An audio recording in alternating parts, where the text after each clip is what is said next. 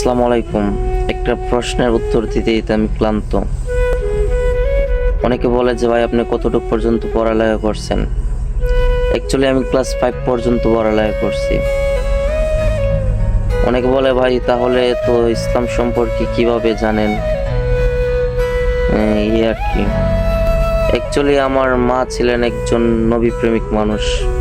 আমার মা প্রায় সময় বলে থাকে যে বাবা আল্লাহ যেন তোমাকে ওলি হিসাবে কবুল করে।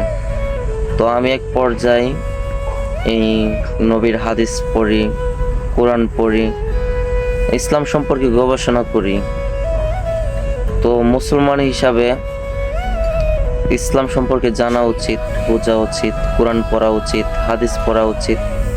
এবং যারা ইসলাম সম্পর্কে জানে না, এত বেশি বুঝে না, তাদের কাছে ইসলামের দাওয়াত পৌঁছানো উচিত। তাদেরকে বোঝানো উচিত তুমি যতটুকু বোঝো ততটুকু, আর কি।